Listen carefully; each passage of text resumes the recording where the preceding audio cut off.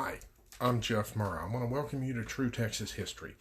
Today we're going to be continuing the series on filibusters, talking about Anthony Glass.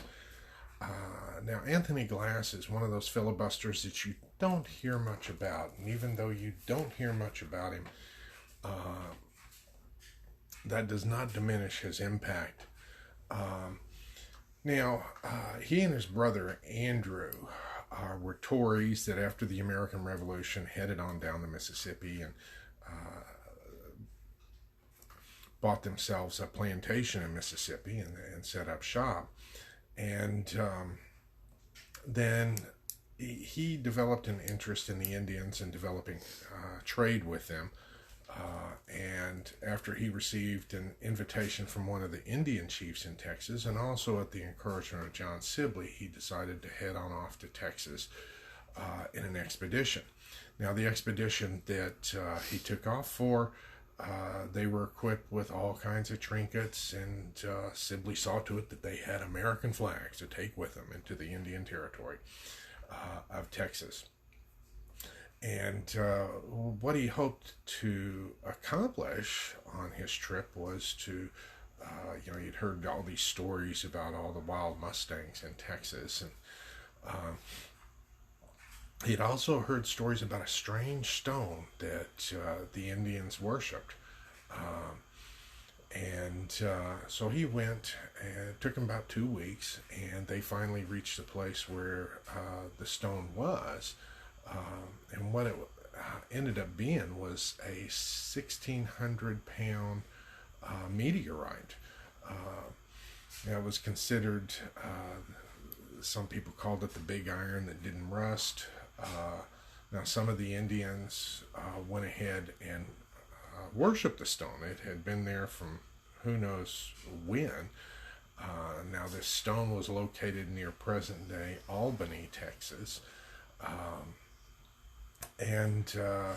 Almost like something out of Indiana Jones, some of the guys in the expedition decided, hey, we need to take this big rock home and find out what it is.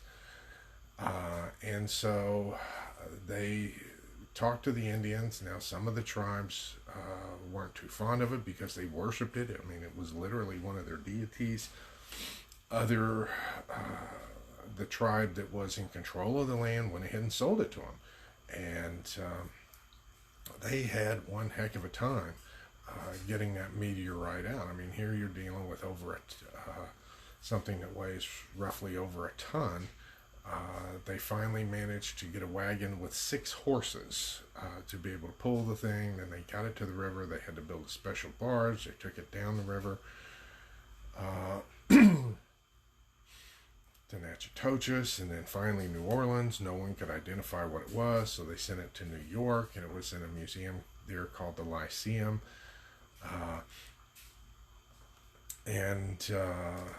They finally figured out that it was a meteorite, and the fellow that ran the museum, when he died, the museum curators didn't know what to do with it, so they were about to bury the thing in Central Park in New York City, and the wife saw that they were digging a hole, and she questioned them as to what they were doing, and she was aghast at that. And so she went ahead and took charge of the meteorite and ended up giving it to Yale University, which is where it is today, and it's called the Red River Rock.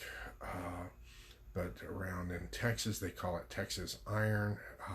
In the word in some of the original Indian language, it was the word for medicine rock. Anthony Glass's journey lasted roughly about 3 months. He only made that one foray into Texas.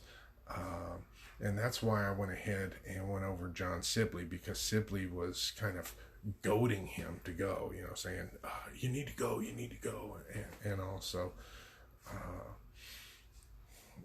kind of backdoor to where the U.S. would know what's going on. And of course, he's encouraged to make maps the whole time. But He's one of the filibusters that you usually don't find in your history books, yet his finding of the giant meteorite in Texas, one of the largest found up till that time, is still quite remarkable. But I hope you enjoyed it. If you have questions, feel free to leave them below. Today is also the anniversary of when the survivors from the Tampico expedition that were captured by the Mexican forces were executed down there in Tampico. This is one of those things that people forget about.